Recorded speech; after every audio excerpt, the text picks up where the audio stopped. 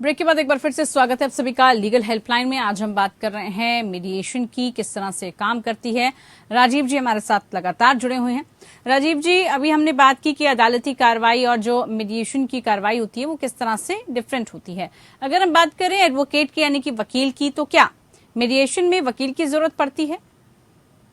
देखिए, वकील जो है वो सपोर्टिंग एलिमेंट है किसी भी चीज को। वकील को आप डिस्टेंस नहीं करना चाहिए मेरी में।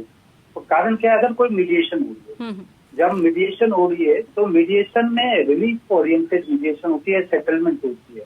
तो सम टाइम वकील असिस्ट करते हैं मीडिएटर को कि सर मेरी ये जरूरत, हमने इस चीज का दावा डाला, और दूसरी तरफ के वकील भी बताते हैं कि सर इस तरह की बात है और इस तरह में ये चीज। तो एक सपोर्टिंग एलिमेंट होती है वकील। और खास करके जब मीडिएशन सेटलमेंट बनती है, तो मीडिएशन सेटलमेंट बनती है तो वकीलों का रोल ज्यादा आम होता है, जो उसको देखते हैं, उसको परस्यू करते हैं कि उसको कि ये मीडिएशन सेटलमेंट जो बनी है वो एज पर इनके रिलीफ या इन दोनों के बीच जो सेटलमेंट बनी वो उसके अकॉर्डिंगली बनी है कि नहीं बनी। इसलिए वकीलों की जरूरत है, लेकिन अगर वकील नहीं भी हैं, हाँ ना, तो भी ये मीडिएशन की प्रोसेस की जा सकती है। अल्टीमेटली ये जो कंफ्लिक्ट रिजॉल्विंग होती है वो पार्टीज को रिजॉल्व करना होता है, हाँ ना, पार्टी ही रिजॉल्व करती है। ठीक। अब जब आपने बताया कि कैसे इसमें एडवोकेट की जरूरत पड़ सकती है, अब किन समस्याओं को सुलझाने में ये काम आता है, कितना वक्त लगता है मीडिएशन के जरिए? देखिए, मीडिएशन के जरिए जब भी कोई समस्या है जो कोर्ट रेफर करती है, मान लिया जाओ फैमिली मैटर का रेफर करती है, तो मीडिएटर क्या करते हैं, पार्टी से ज्वाइंट मीटिंग करते हैं। पहले तो समझते हैं कि क्या डिस्प्यूट क्या है, बेसिक डिस्प्यूट क्या है। वो कॉन्फ्लिक्ट को रिजॉल्व करने के लिए डिस्प्यूट जानना पड़ता है। उसके बाद वो ज्वाइंट सेशन करते हैं और सिंगल सेशन करते हैं, सारी चीज करते हैं, तो वो सारी चीज को रिजॉल्व करते हैं। और बेसिकली मीडिएशन में एक गाइडलाइन है कि मीडिएटर इस तरह से वर्क करेगा, न्यूट्रलिटी तरह, और इसके लिए मीडिएटर को ऐसे जो है 90 डेज की टाइम दी जाती है। But 90 days is too long. इसको मीडिएशन जब होने लगती है तो it could happen in the within 10 days, 15 days, 20 days वो हो जाती है। कि पार्टी जो विलिंगनेस होती है, वो टेम्परामेंट जो उस पार्टी की होती है सेटलमेंट करने के लिए, सेटल्ड हो जाती है। It's not go on the 90 days और समथिंग मोर, वो जाती नहीं है मीडिएशन में। चीज जो आते हैं कोर्ट पे भी लोग को लगता है, जो लिटिगेंट होते हैं उनको लगता है कि कोर्ट में डेट पे डेट पड़ेगी। If I am going to settle it down, तो ये हो सकता है 5 साल के बाद ये सेटल हो। और अगर यहाँ पार्टी के साथ बैठे सेटल कर रहे हैं तो इंस्टेंट हम उसको सेटल कर रहे हैं और रिलीफ मिल रहे हैं, और हम अपनी टर्म एंड कंडीशन पे दोनों पार्टी सेटल कर रहे हैं। तो ये सारी चीजें। ठीक। अब इसके चुनाव प्रक्रिया की अगर हम बात करें तो मीडिएटर का चुनाव कैसे किया जाता है और कितना खर्च इसमें आ जाता है, ये भी बताया। और साथ ही ये भी बताइएगा कि अगर मीडिएशन के फैसले को कोर्ट में चुनौती दी जा सकती है तो किस तरह दी जा सकती है? आपने 3 क्वेश्चन किया है। मीडिएशन की प्रक्रिया, मीडिएटर की चयन की प्रक्रिया क्या है, खर्चे क्या हैं, और उसका फर्दर जो है ना सो एम्पलीट्यूड क्या है। तो पहले मीडिएशन, जो मीडिएटर जो होते हैं वो मीडिएटर के एक पैनल होती है हर एक कोर्ट में, है ना। जो मीडिएटर होते हैं वो उनको ट्रेन किया जाता है, उनको एक ट्रेनिंग दी जाती है। वो एक ट्रेनिंग के द्वारा वो नॉलेज होती है उनको कि कैसे मीडिएशन प्रोसेस को कंडक्ट किया जाता है। तो और जब मैटर रेफर होती है तो मैटर मीडिएशन सेंटर को रेफर होती है। मीडिएशन सेंटर में जो होते हैं वो मीडिएशन सेंटर इंचार्ज जो होते हैं मीडिएशन के, वो एक जुडिशियल पर्सन होते हैं। उनके पास लिस्ट होती है मीडिएटर की कि 2000 मीडिएटर, तो वो देखते हैं कि किस तरह की नेचर की मैटर आई है, और उसमें ये देखते हैं कि कौन स्किल्ड लॉ जो है ना, तो मीडिएटर जो इसको अच्छे तरीके से रिजॉल्व करता है। तो मीडिएटर उसके बाद उसको रेफर की जाती है मीडिएटर के पास, और मीडिएटर फिर उस प्रोसेस से उसको रिजॉल्व करती है। जहां तक पैसे की बात है, ये एकदम फ्री ऑफ कॉस्ट होती है। जब कोर्ट रेफर करती है किसी मीडिएशन के, तो मीडिएशन के लिए कोई पैसे नहीं दिए जाते, है ना। ये टोटली फ्री ऑफ कॉस्ट होती है। 1 सेशन हो, 2 सेशन हो, 5 सेशन हो, मीडिएटर को बैठ के रिजॉल्व करने में वो 5 सेशन रिजॉल्व करेंगे, all are free of cost. Even though कि अगर मीडिएटर सक्सेसफुल नहीं भी है ना, और it to be refer to the court, तो भी कोई पैसे नहीं लगते। थर्डली, सबसे बड़ी प्राइमरी चीज ये कॉन्फिडेंशियलिटी होती है। मान लिया अगर मीडिएशन में पार्टी जाते हैं और मीडिएशन के पास पार्टी सारी बात कर सकते हैं मीडिएटर को कि जो मेरे साथ ये है उसके साथ ये प्लस पॉइंट मिलते, ये मीडिएटर के पास वही कॉन्फिडेंशियलिटी, इससे कोर्ट के एडजुडिकेशन पे कोई प्रभाव नहीं पड़ता है। ये कोर्ट के पास कुछ नहीं जाती, कोर्ट के पास अगर सेटल्ड हुई तो केवल सेटलमेंट एग्रीमेंट जाती है, अदरवाइज कोर्ट के पास एक चीज भी नहीं जाती है कि यहाँ क्या बात हुई, किस तरह की बात हुई, किस तरह की ऑफर आई, किस तरह की ऑप्शनल जनरेट किए, ये कोई चीज नहीं आती। जिससे क्या है कि अगर आपके कोर्ट में मैटर चल रहे हैं वो कहीं से भी इस तरह से अफेक्टेड नहीं है। थर्ड चीज आपने कहा कि भाई इसकी जो फर्दर क्या मीडिएशन में अगर कोई चीज सेटल्ड हो गई है ना, तो वो सेटल्ड हो जाती है, तो वो सेटलमेंट एग्रीमेंट बनती है। वो सेटल एग्रीमेंट को मीडिएटर साइन करते हैं, पार्टी साइन करती है, उसके लॉयर साइन करते हैं, और ये रेफर की जाती है कोर्ट, विद इन कोर्ट में लगती है। कोर्ट उसको क्या करती है कि स्टेटमेंट लेती है पार्टी को, और पार्टी को स्टेटमेंट लेने के बाद उसको कंफर्म करती है, वो एक डिक्री के शेप में आ जाती है। जो डिक्री जो है सूटेबल होती है, लेकिन उसकी अपील नहीं, नॉन अपेलेबल है।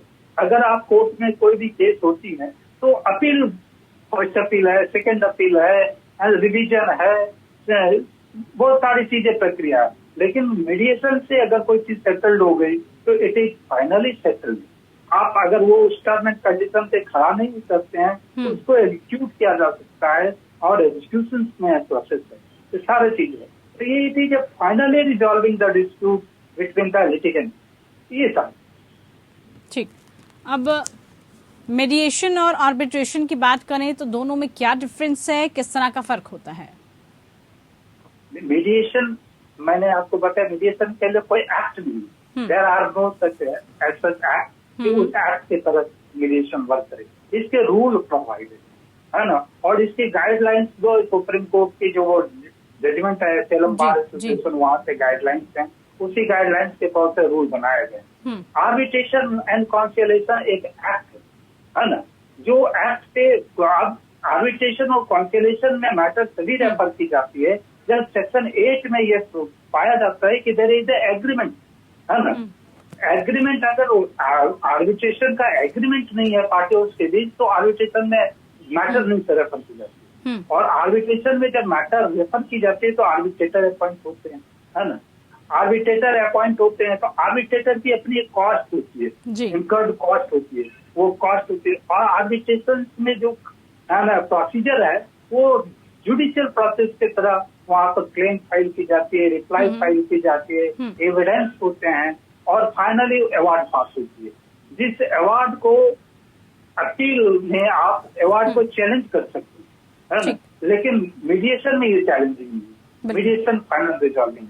तो मीडिएशन और आर्बिट्रेशन में दोनों आउटसाइड द कोर्ट हैपनिंग होती है, लेकिन क्या है कि मीडिएशन एक फाइनल रिजॉल्विंग चीज है, arbitration is a process where the something resolve और ऑर्डर पास होती है जिसको आप चैलेंज भी कर सकते हैं, बिल्कुल। और उसकी चैलेंज होती है। राजीव जी आपको मीडिएशन से जुड़ी तमाम कानूनी पहलुओं की जानकारी देंगे। अगर आपका भी कोई सवाल है तो आप फोन करके कानूनी राय प्राप्त कर सकते हैं। हमारा नंबर इस वक्त आपकी टेलीविजन स्क्रीन पर फ्लैश हो रहा है। इस नंबर पर कॉल करके आप मीडिएशन से कानूनी समस्याओं को सुलझाने में मदद पा सकते हैं।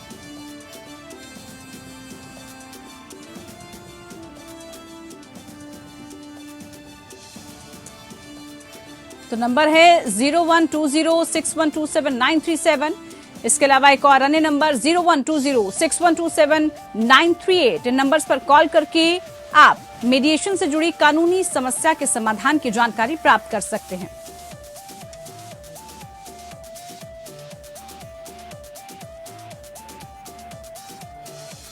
तो मुफ्त कानूनी सलाह के लिए भी जो हेल्पलाइन नंबर है आपकी टेलीविजन स्क्रीन पर 8377009645, इस नंबर पर आप कॉल कर सकते हैं। चलिए, हमारे साथ राजीव जी जुड़ चुके हैं। राजीव जी, बहुत स्वागत है हमारे आज के खास कार्यक्रम में। आज जिस मुद्दे को लेकर, जिस टॉपिक को लेकर हम बात कर रहे हैं वो है मीडिएशन। सबसे पहले ये क्या होता है, इसका इस्तेमाल कैसे किया जाता है, क्यों किया जाता है, इसके बारे में आपसे जानकारी चाहेंगे। मीडिएशन जो है वो अल्टरनेटिव डिस्प्यूट रिजॉल्विंग सिस्टम है, एक स्ट्रक्चरल प्रोसेस है। जिस स्ट्रक्चरल प्रोसेस में क्या होता है कि पार्टी जो वो एक इम्पार्शियल पर्सन से थर्ड पार्टी के पास आती है और वो थर्ड पार्टी असिस्ट करती है पार्टियों को कॉन्फ्लिक्ट रिजॉल्विंग के। और ये स्ट्रक्चरल प्रोसेस हर एक कोर्ट में बनी हुई है जहाँ पर कि कोर्ट रेफर करती है मैटर को कॉन्फ्लिक्ट रिजॉल्विंग। ये एडीआर की प्रोसेस जो है वो बेसिकली एक लॉ जो है सेक्शन 89 सीपीसी से आई। सेक्शन 89 जब सीपीसी आई, सीपीसी में एक प्रोविजन था कि सेटलमेंट आउटसाइड द कोर्ट जी 89। तो कोर्ट ने ये माना कि आउटसाइड द कोर्ट सेटलमेंट तो किस तरह से होगी, हाउ टू बी सेटल्ड। कोई भी मैटर अगर कोर्ट में है तो सेक्शन 89 तो भी अप्लाइड, अगर वहाँ अप्लाई होगी तो matter to be settled outside the court कैसे। तो इससे एक सुप्रीम कोर्ट ने इससे एक वर्डिक्ट दी। वो 2005 में Salem bar association versus union of India है, ये इसकी फंडामेंटल वर्डिक्ट है जो इसको बताया कि कोई भी एडीआर अल्टरनेटिव डिस्प्यूट रिजॉल्विंग कैसे वर्क करती, कैसे करती। तो सेक्शन 89 और एडीआर में ये बात आई कि अल्टरनेटिव डिस्प्यूट रिजल्यूशन कितने फॉर्म में होती है। सबसे पहले तो ये जानना होगा कि अल्टरनेटिव डिस्प्यूट रिजल्यूशन, तो उसमें ये आई कि अल्टरनेटिव डिस्प्यूट रिजॉल्विंग जो है वो एक आर्बिट्रेशन के फॉर्म में आती है जो आउटसाइड कोर्ट होती है। एक जो है कॉन्सिलिएशन के तौर पे आएगी जो आउटसाइड कोर्ट भी हो सकती है। एक कोर्ट कंफ्लिक्टिंग जुडिशियल सेटलमेंट होती है और जिसको रेफर किया जाता है लोक अदालत में। आजकल आप देख रहे हो कि लोक अदालत में मैटर लगती है और केस सेटल्ड होती है, वो आज आउटसाइड कोर्ट। और लास्ट में it is a mediation, mediation में रेफर की जाती है फॉर सॉल्विंग द मैटर। तो ये जो सारी चीज बने वो स्ट्रक्चरल फॉर्म में बनी हुई है और ये स्ट्रक्चरल फॉर्म में इससे वर्क करती है। इसका बेसिक पर्पस है कॉन्फ्लिक्ट रिजॉल्व। इसको आगे हम चर्चा करेंगे राजीव जी की कैसे ये काम करती है, क्या कुछ इसके काम होते हैं। मीडिएशन की जब हम बात कर रहे हैं तो इसके गाइडलाइंस क्या होते हैं, किन गाइडलाइंस के अंतर्गत ये काम करते हैं?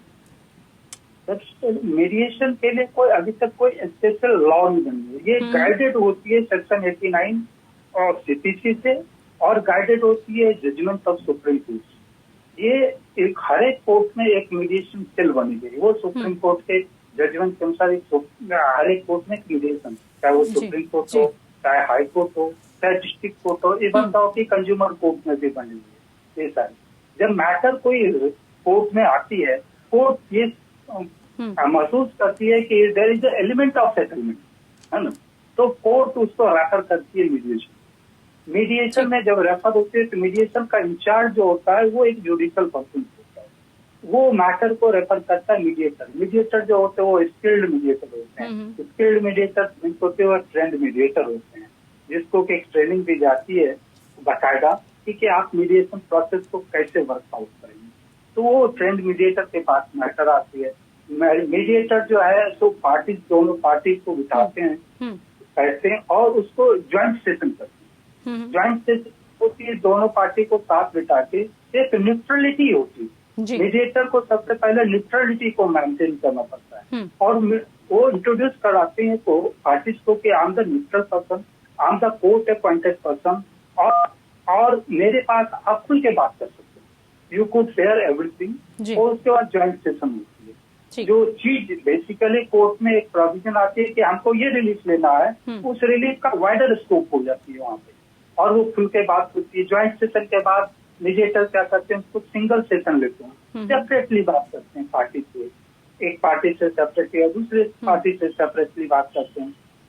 देन वो एक निगोशिएशन के तौर पे आते हैं, जो इसको निगोशिएटिंग पॉइंट कहाँ पे एक जो पार्टियों के बीच एक परसेप्शन क्रिएट होता है कि ये इस तरह की बात हो रही है, उस तरह की, उसको रिजॉल्व करते हैं, एक कम्युनिकेशन एस्टेब्लिश करते हैं। ठीक है, यानी कि ये गाइडलाइंस की बात रही है, ये गाइडलाइंस होते हैं।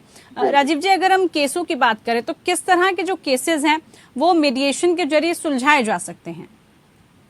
ठीक है। केसेस आजकल बहुत सारे केसेस सिविल मैटर तक तो ज्यादा आ रहे हैं, जैसे कि फैमिली मैटर हो गए। तो फैमिली में वाइफ हस्बैंड के मैटर आते हैं, 498 के आते हैं, डोमेस्टिक वायलेंस के आते हैं, मेंटेनेंस के आते हैं, डाइवोर्स के आते हैं, ये सारे मैटर्स हो गए।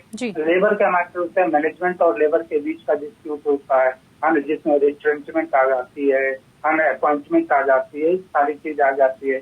कॉमर्शियल मैटर होते हैं, रिकवरी मैटर होते हैं, कॉन्ट्रैक्ट के मैटर होते हैं, जो कि कॉन्ट्रैक्ट फुलफिल नहीं होता है।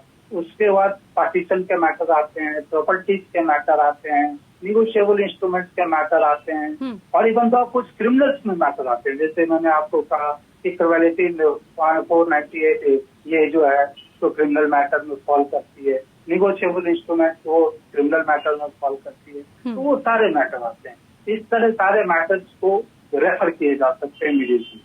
ठीक। अब अगर बात करें प्रक्रिया की, तो उसकी पूरी प्रोसेसिंग क्या रहती है, किस तरह से पूरी प्रक्रिया होती है, समझाइए। ये क्या है कि जब मैटर कोई कोर्ट में होती है तो कोर्ट ये फील करती है there is the element of settlement. तो कोर्ट पार्टी से पूछती है कि are you agree to go for mediation. तो पार्टी कंसेंट देती है, sir I am agree to go there, है ना। तो पार्टी की कंसेंट होती है, उसके फॉर्म होते हैं, कोर्ट उसको फॉर्म पे साइन कराती है और दोनों पार्टी की साइन होती है। जब तक दोनों पार्टी कंसेंटेड नहीं होंगे मीडिएशन हो नहीं सकती है। तो दोनों पार्टी को कंसेंट में लिया जाता है कि they are ready to go. उसके बाद उसको रेफर की जाती है मीडिएशन में। मीडिएशन सेंटर में जो है कोर्ट अपॉइंटेड मीडिएटर होते हैं, उसकी पैनल होती है, they will sit as a mediator. उस मीडिएटर के पास की पार्टी जो अपेयर होती है along with lawyer, without lawyer, जिससे भी उनको कंफर्ट जोन मिलता है, बैठते हैं, बात करते हैं, अपनी बातें को रखती हैं, दोनों पार्टी अपनी अपनी बात रखते हैं, डिस्प्यूट को रखते हैं कि मेरे डिस्प्यूट ये है, वो डिस्प्यूट को सेशन बाय सेशन उसको रिजॉल्व करने की बात है। वो सेटलमेंट डीड बनती है। लेटर ऑन वो सेटलमेंट डीड कोर्ट में आती है और कोर्ट उस पे स्टेटमेंट दोनों पार्टी को लेकर वो बाइंडिंग जजमेंट हो जाती है। जी जी। तो अदालती कार्रवाई की अगर हम बात करें, तो अदालती कार्रवाई और मीडिएशन की जो कार्रवाई होती है, क्या डिफरेंस होता है दोनों में, क्या फर्क है दोनों में? अदालती कार्रवाई में आप देखेंगे कि अदालत के पास अगर कोई लिटिगेंट जाता है तो उसका फोकस्ड रिलीफ होता है ना, उसको फोकस्ड रिलीफ होता है कि हमको ये चाहिए। लेकिन जब आप अदालत से रेफर होकर मीडिएशन में चले, जैसे मान लिया जाए कि मैनेजमेंट और लेबर के बीच फोकस ये मैनेजर लेबर ने कहा कि भाई मेरे 6 महीने के तनख्वाह जो है मैनेजमेंट नहीं दे दे, तो वो फोकस है हुई। इन्होंने केस डाल के कि 6 महीने की हमको सैलरी चाहिए। जब उसको मीडिएशन में रेफर किया गया तो मीडिएशन में एक मैनेजमेंट बैठी, एक तरफ लेबर बैठी। लेबर भी फील कर रहा है कि ये कन्वेनियंट इंस्टीट्यूशन था जहाँ पे हम वर्क करते थे, है ना। और मैनेजमेंट भी ये कर रहा है कि ये जो मेरा एम्प्लॉय था ये बस फेथफुल और ये डिलिजेंट वर्क करता था। अब क्या हुआ कि 6 महीने की जो सैलरी की बात थी वो मैनेजमेंट करती है कि भाई मेरे पास जो है अभी फाइनेंशियल क्रंच है, हम तुमको एट ए टाइम 6 महीने के नहीं दे सकते हैं, है ना। तो लेबर को फिर वो लेबर भी कंसीडर करता है कि चलो ये, तो लेबर यहाँ पे उसकी रिलीफ ओरिएंटेड थी केवल 6 महीने की। अब यहाँ तो वाइडर स्कोप हो सकता है, मैनेजमेंट कहे कि ठीक है आप मेरे यहाँ वर्क करो, मैं आप जो कुछ इंस्टॉलमेंट में आपके बकाया जो जितनी भी सैलरी वो दे दे, तो लेबर विल बी एग्री। तो लेबर को क्या हो जाएगी कि एक जॉब भी मिल सकती है ना, उसकी सैलरी जो है वो भी आ सकती है। तो एक वाइडर एम्पलीट्यूड से यहाँ पे सेटल्ड होती है। और सबसे बड़ी बात है कि ये जो सेटलमेंट होती है वो बाइंडिंग होती है, इसकी कोई अपील नहीं हो, तो फाइनल रिजॉल्विंग होती है। ठीक ठीक, बिल्कुल। तो ये जानकारी आपने बड़ी महत्वपूर्ण दी, किस तरह से मीडिएशन की प्रक्रिया चलती है और किस तरह से काम करती है। इसको लेकर आगे हम चर्चा करेंगे, चर्चा को जारी रखेंगे। फिलहाल एक ब्रेक के लिए रुक रहे हैं, जल्द लौटेंगे।